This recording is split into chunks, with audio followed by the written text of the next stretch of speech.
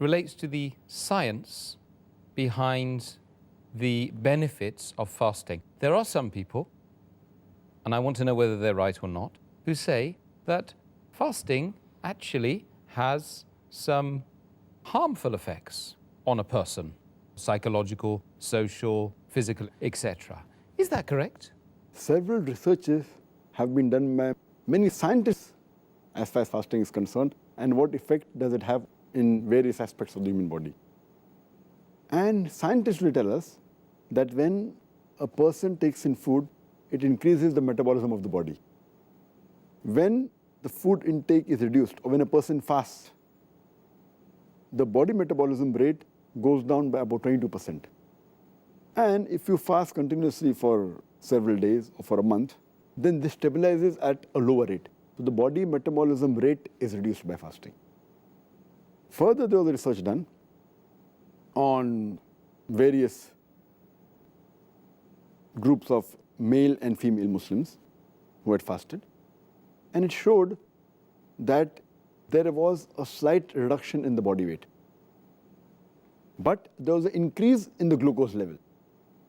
As far as all the other things are concerned, it remained constant, whether it was the testosterone or the cortisol, whether it was sodium, potassium, urea, whether it was cholesterol, whether it was HDL, high density lipoprotein, whether it was LDL, low density lipoprotein, whether it was TG, the triglyceride, all these, the body level, they remained the same. The fasting did not have any effect on them, except it increased the glucose level and there was a slight reduction in weight. When another research was conducted in Iran, where some men fasted for about 17 hours, for about 30 days in the month of Ramadan, it showed that it had no effect on the male reproductive hormone, on the testosterone. And it had no effect on the HPTA as well as on the thyroid hormones. There were several researches conducted. There was also a study made which was called as increase in oxidation in the month of Ramadan on healthy women, a way for maintaining the weight maintenance. And it showed that during fasting, there was no change as far as the physiology of the body was concerned. The weight was same and all the functions were the same. Fasting increases the fat oxidation and decreases the carbohydrate oxidation.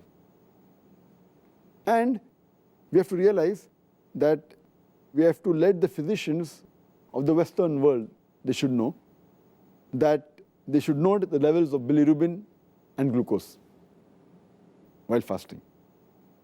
There were further studies conducted that fasting increases the mucosa developed B lymphocyte cell responsiveness, but did not show a change in the B lymphocyte responsiveness of the rheumatoid arthritis and the health volunteers. But in fasting, it increased the longevity of the life, increases lifespan. There were many researches conducted in animals, it increases lifespan. Further research was conducted on the lactating women.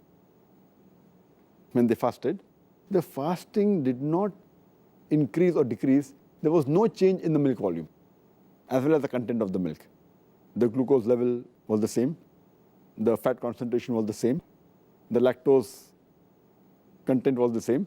There was no change per se as far as the lactating mothers were concerned. There were researches done regarding fasting's effect on menstruating women as well as the reproductive cycle. And when the research was done, there was no change whatsoever. There wasn't any change in the menstrual cycle in fasting, or there was no negative effect, no positive effect. So it is wrong to say that fasting has an ill effect. There are many benefits which we discussed earlier. But there are certain positive points that fasting has helped in certain diseases. For example, rheumatoid arthritis, osteoarthritis, it helps. And what we realized that when researches were done, that on animals, when they are sick, they don't prefer having any food. Same thing with the children. When children get sick, they don't prefer having food. It is the family members who force them to have food. And research has shown that when food is taken when a person is sick, it prevents him from getting well early. It hampers the immune system. So when a person fasts when he's seriously ill, it helps him to recover faster.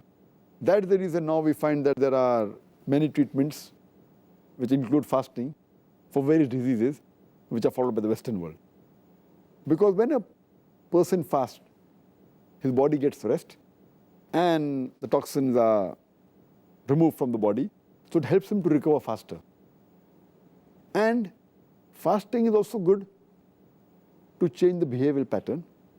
And if a person is addicted or a person is alcoholic, as I mentioned earlier, or is a chain smoker, if he fasts, it's a good point that he can stop it throughout his life. And people who are habituated to things like tea, coffee, junk food, when they fast and they stay away from it, when the taste buds they don't have for the full month, the taste buds don't crave for that, and when they have healthy food, they start liking it. So it's a good time to stay away from junk food. If you can do it for 1 month, you can do it throughout your life. Yes. And there are certain diseases. For example, insulin-dependent diabetes.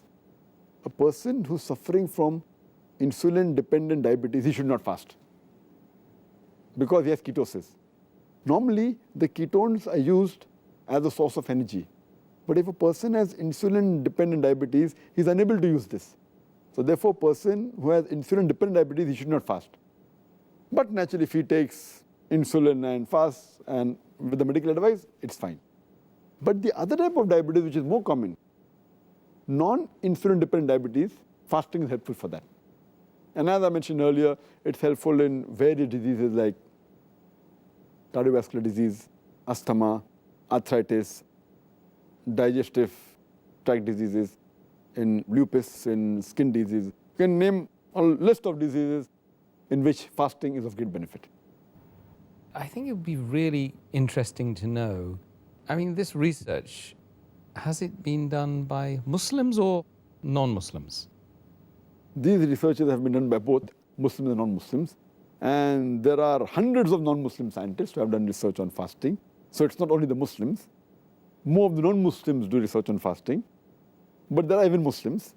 For example, if you read the book, Fasting, A Way of Life, by Alan Cott, he writes that fasting is altogether, it gives rest to the digestive tract as well as the central nervous system for the whole body. And he's a non-Muslim. There was a research done by an Indian doctor by the name of Dr. Shanti Rangwani, and she says that when a person fasts, there is no intake of food. So the toxins are created by the food that you eat. So no new toxin is created. And whatever toxin is there present in the body from before, it gets excreted from the body. So fasting is a very good method of excreting all the toxins from the body, and it purifies the body system. It was done by a non-Muslim. The research is done even by Muslim. The research done by Dr. Suleiman in the University Hospital in Amman in Jordan. And he did a research on a group of men and women. There were 42 men and 26 women. And the research was done that they fasted, and the changes in the body was noted. And they found out that there was a slight reduction in weight. And there was an increase in the glucose level. But as far as the other components are concerned, testosterone, cortisol, sodium, potassium, urea, all of them remained the same. There was no change as per in the body content, except the glucose level increase and the reduction in the weight of the human being. There were several researches done by non-Muslims. There was a group of non-Muslim scientists who did research in Africa in areas where there were famine. And they realized that people, when they did research, that people who were starving because of famine, and they lived in the same refugee camp, some people who had food and some people who were starving. But those who were starving, they had less chances of having tuberculosis as well as malaria. So fasting increased the defense mechanism against tuberculosis and malaria. So it's Allah's mercy, alhamdulillah. Can you believe? Because they were starving, it prevented them from having tuberculosis as well as malaria. Allahu Akbar.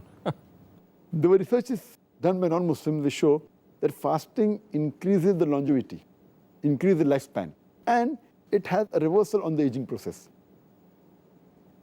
There was research done by a Muslim scientist by the name of Dr. Osama Kandil in the Harvard University. Muslim, but in a non-Muslim country, non-Muslim university. And he did a research on patients suffering from cancer. And he tried to find out what way do the cells function, especially the killer cells, which attack the cancer cells. And he did a counting just before they started fasting. And then he again did a counting on the 21st day of Ramadan, then 28th day of Ramadan. And he found that there was a marked difference. After 21 days and 28 days, the number of cells, the killer cells, they increased. And these cells, they attack the cancer cells. And it shows that even the immunity increased. The defense mechanism of the human being, because of fasting, it increased. And there was another research again done in the same patients, and it found out that the T cells, which are normally required for the defense immunity of the human being, they increased to a great level. And T cells are mainly responsible when anyone has a disease.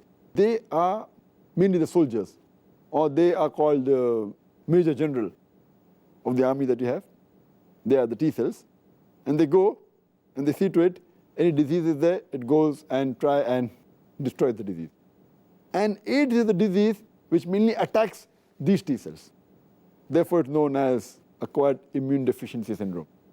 So when you fast, these cells increase and the immunity of the human beings increase. I would like to mention one more research done by a European non-Muslim by the name of Dr. Jeffrey. And what he says that fasting is not only done by human beings. Fasting is even done by the animals and the plants. And he gives the example, the animals that live in cold countries, during heavy snowfalls, they stay separately and they don't eat and they go in hibernation. And there are examples of animals like frog, which go in hibernation. And here they don't eat, they fast. And he gives the example in his book that even the trees in winter, when they don't get water, they're fasting. But the moment later when spring comes, you find that the tree is filled up with colorful leaves, with flowers, with fruits. And he suggested that every human being, every year, should at least fast for 40 days. And we know that it's first for every Muslim to fast in the month of Ramadan. That's approximately 30 days. And further, if you keep the 6 days of fasting in Shawwal, that makes it 36 days. So Allah subhanahu wa ta'ala and our Prophet has already given us this guidance which the non-Muslim European has given us recently. So there are many researches done by non-Muslims on fasting, and it's very beneficial for the human body. Dr. Zakir, most of the research that you've mentioned, I suspect a lot of the other research we haven't had time to mention today, was done relatively recently. Was this knowledge, this scientific knowledge, available for the Muslims in history? As far as the earlier Muslims are concerned, some of the facts were known, some were not known, not in the same way as we have come to know by research today. And I'll give you the reason why later. Now, the main question is concerned that were they aware about these aspects of fasting? In a different way, may not be in the same way as we know today. That reminds me, I read a book by Maulana Abul Hasan Nadwi, Arkanul Arba, where Maulana Abul Hasan Nadwi, he writes in his book, Arkanul Arba, and he gives incidents at the time of Khalifa Harun Rashid. And there he gives a dialogue between the Christian physician of Khalifa Harun Rashid and a Muslim by the name of Ali bin Hussein bin Waqid. And this Christian physician of Khalifa Harun Rashid, he says that the Quran is considered to be a book of sciences. And we know there are two types of sciences. science of the body, science of the soul. So what does your Quran speak about medical science? So Ali bin Hussein bin Waqid, he said that Allah subhanahu wa ta'ala, in half a verse of the Quran, He combines both these sciences. When He says in Surah Araf, chapter number 7, verse number 31, eat and drink, but do not waste in excess. For Allah subhanahu wa ta'ala likes not the people who waste. Then the Christian scientist says, but what did your Prophet Muhammad sallallahu alaihi wasallam say about medicine? So he said that he's mentioned that the stomach is the main house of diseases, and prevention is the best thing for ailment. And prevention is better than cure. And as I mentioned, our beloved Prophet Muhammad sallallahu alaihi wasallam said, it's mentioned in Ibn Majah, volume number 4, hadith number 3349. The Prophet said, the son of Adam does not fill a vessel more worse, more evil than the stomach. A few morsels are sufficient to keep him on his feet. If he has to eat more, 1/3 of the stomach can be of food, 1/3 drink, and 1/3 should be for his breath. So then, that Christian physician said, that means when you had the guidance of your Allah and Prophet Muhammad, we did not require Jalinus. Jalinus, he was a very famous non-Muslim physician of that time. So what the Prophet and Allah say is a telegraphic message, which we have done research today. But the Prophet also already has given in a nutshell the message before. And in that same book, Arkanul Arba, Maulana Abul Hasan Nadwi, he mentions and he gives the example of another non-Muslim scientist who's an American. He says that every human being, whether poor or rich, he should fast for some days every year. It will keep him healthy. And then he says that Islam is the best religion, which has made it compulsory on his followers to fast. And he said that Prophet Muhammad, peace be upon him, was the best physician who has prescribed fasting. And he said that there's no better healthy way than fasting, and after that Taraweeh, in which you have to do some exercise, according to him, which helps in digestion. So if you realize that the non-Muslims appreciated the religion of Islam after doing research. Though many of the Muslims are aware about the medical benefits of fasting, but we Muslims, we don't fast for these medical benefits. We fast for sake of Allah subhanahu wa ta'ala, for the pleasure of Allah subhanahu wa ta'ala. We don't fast for the medical benefits. These medical benefits are ancillary. Yeah. Or they may be maybe sweet dishes, maybe the dessert. Our main biryani, our main meal course is for pleasure of Allah subhanahu wa ta'ala, which we discussed in the objective of fasting. We don't fast for medical benefits. Even if these medical benefits were not there, we Muslim would have fasted for Allah subhanahu wa ta'ala. But as whatever we do for Allah subhanahu wa ta'ala, Allah gives us back in return. So all the acts that we do, it actually benefits us in various ways in this world as well as in the akhirah. But we Muslims don't fast for these medical benefits. These are just bonuses that we get, irrespective of that we get or not, yet would fast for the sake of Allah subhanahu wa ta'ala. Yeah, that's good. So when you listen to the commandments of Allah subhanahu wa ta'ala, and Rasulullah sallallahu alayhi wa sallam, look at his life and implement those things, immediately you get some benefit in this world. Subhanallah.